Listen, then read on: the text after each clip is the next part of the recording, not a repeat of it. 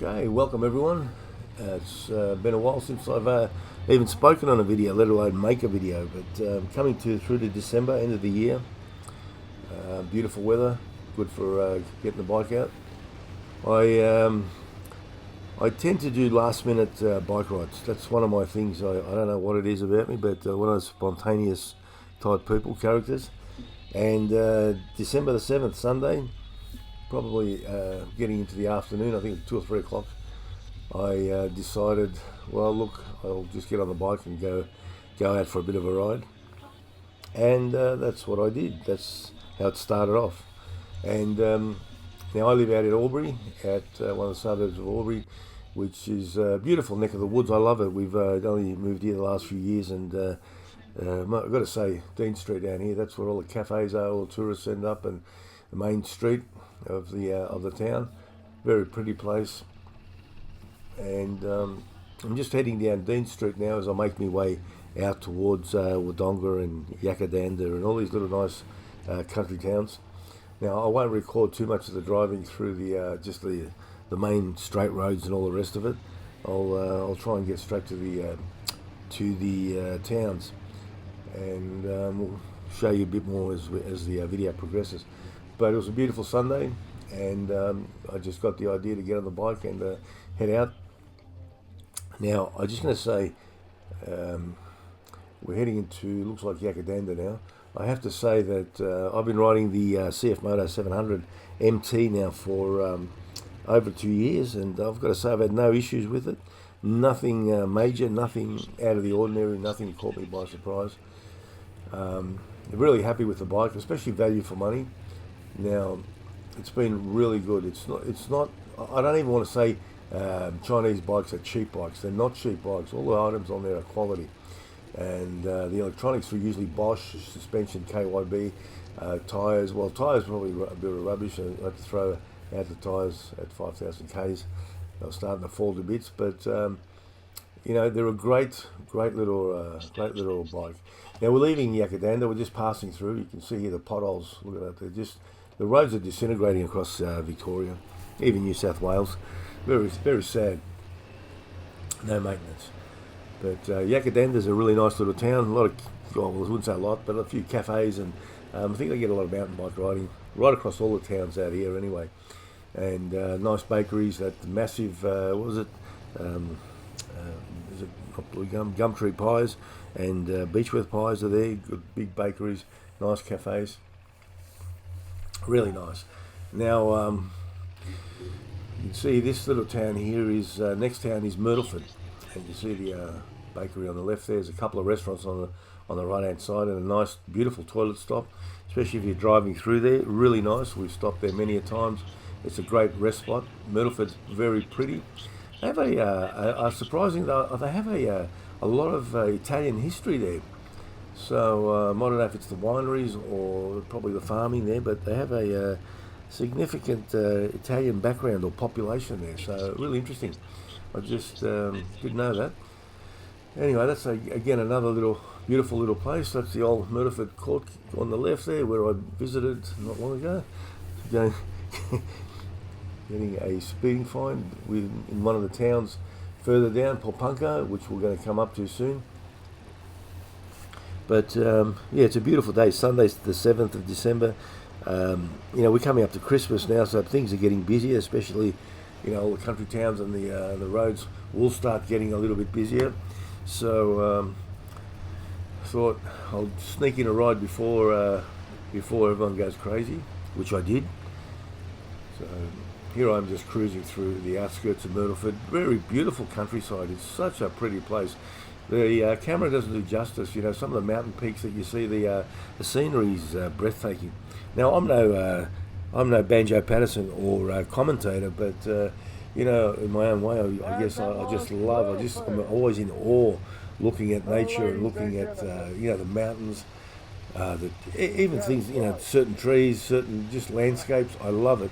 Maybe because I'm a photographer from way back, so maybe that could be part of it. But I've always find it fascinating. You can drive through places like this, like Myrtleford and Bright, and Yakadanda, or all these other towns, and across the the top of Victoria and southern New South Wales, and any time of the year that you come, you'll see, depending on the season, it'll look totally different. Like only a few weeks ago, there was just snow in the mountains there, and even this late in the year, we've had quite a fair bit of snow still hanging around. And today it seems like most of it's pretty much gone. So now we're heading to Popunka. Popunka is another very small town just before Bright, which made the news recently. If you haven't heard, there was a gentleman there, allegedly, this is all allegedly, Desi Freeman, who allegedly shot 2 police officers, injured one, and there's been a big manhunt and all the rest of it. Now, I'm sure there's more to the story. I can't go and assume, whatever the news says, that's what it is. But yeah, that's what happened. That's what.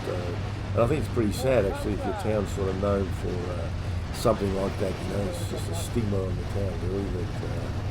That there's a couple of murders and shootings and whatnot. But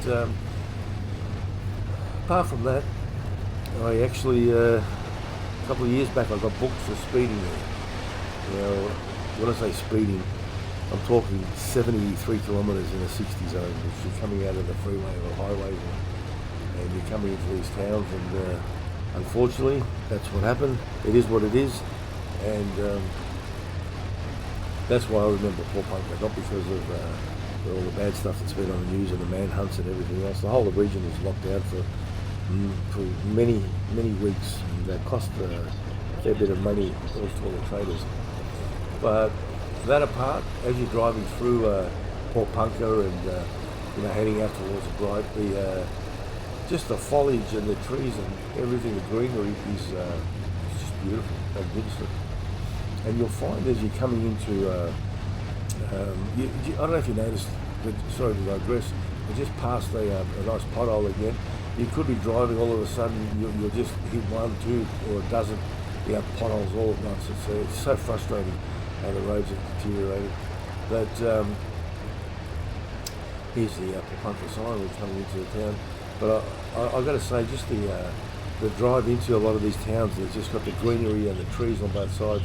It's really pretty. A lot of rivers, beautiful, scenery, rivers, mountain tops, snow, which probably all the snow's gone by now. But as you turn that roundabout, we're heading down to Bright.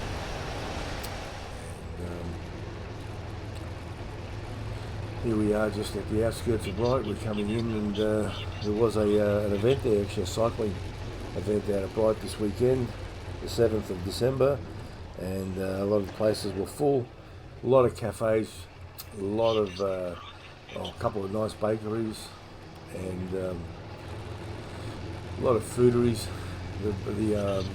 What's it called? The brewery that's up is very big and very popular. And you get heaps of people come up from Melbourne on the weekends. People from all around the country actually pop into Bright.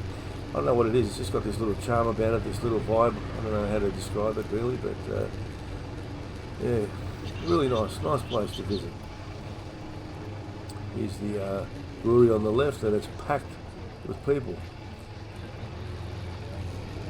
Now I'm just going to pull over here to the toilet stop on the left. I'm going to have a breather. And we'll continue in a couple of minutes.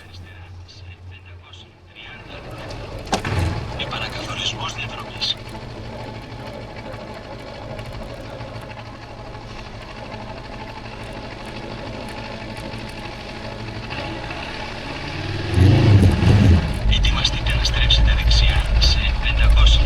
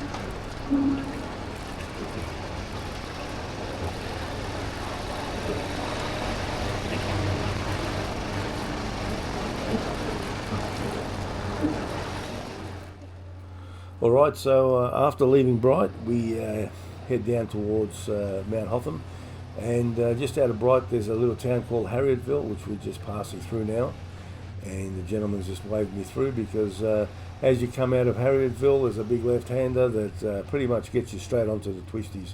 So from this point on the roads are really good for motorbikes. It's biker paradise pretty much. It's very scenic, beautiful day for a ride too, I might add. But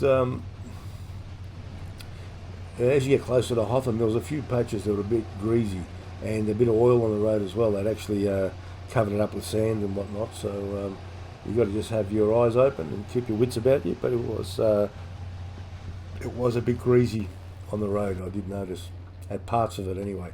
So this is all beautiful twisty road, and I'm just going to digress a little bit and just mention that if you listen to my GPS earlier on, if you catch it, it actually is speaking in Greek. So if you're easily offended or whatnot, a bit fragile, just take it easy, get over yourself. And yes, I have a Greek background, and I do put a few bits of Greek music on here and there, and a bit of, all my navigation is in Greek, just to keep my Greek language up to, just to keep it exercised. But also another thing too is you're going to hear a few prayers in the next, probably part 2. I always do pray. Every time I go for a ride, I just thank God for what we have, and every day's a blessing in my opinion, and in my case, and I certainly can testify to that. It's just the way this world's going. I'm grateful for everything that every day that we have. And if you're not a believer, that's fine, no problem. I'm not trying to bash you over the head or whatever, but when I go riding, I always do stop and pray, or I'm always thankful to God for the beautiful country that we live in, and all the good things that we, the good things He's blessed us with. So what actually happened in the next part, see the roads here, at this point here, you can see they're very, very greasy. And the last thing you need is to go slipping over the edge here, because I don't think you'd do too good. You wouldn't bounce too well off the edge here. And once you start looking, it's funny, you take your eyes off the road for a split second, and you could end up over the edge. It's that, not just for this road, for any road that's so scenic and beautiful like that and twisty, you can do yourself undone. But anyway, Mt Hotham has an elevation of 1,861 metres, I believe, so that's almost just under 2 kilometres high. So it does certainly is pretty high, and the air does get a little bit thinner, but the bike didn't miss a beat, I've got to say. The old CF Moto just cruised along beautifully. Now, one thing, as I was saying earlier, the next part of the video, I'm going to split it and do part 2, because part 2 I did come unstuck with an incident, and it just sort of highlights the importance of being prepared. Now, as prepared as you can be. Sure, you can't prepare for everything, but it could have ended up nasty for me. It could have ended up pretty bad. So, like I said, I left home with just a t-shirt and a leather jacket, and that's all fine when it's nice and sunny, but if you get stuck out at Omeo or the Omeo Highway, and it's getting dark and late, no reception, temperatures dropping, well, if you can't get mobile, you're going to be in a spot of bother. So anyway, it is what it is. You'll have to see part 2 if you want, and you'll see exactly what happened to me.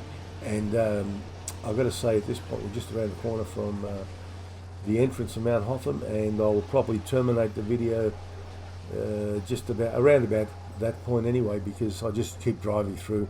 I didn't even stop for photos or anything like that. It was just getting dark, and not getting dark, it was getting late, I should say. And silly me, I should have turned back and gone home, but I thought, well, I'll just keep driving. It won't be that far. But yeah, it was.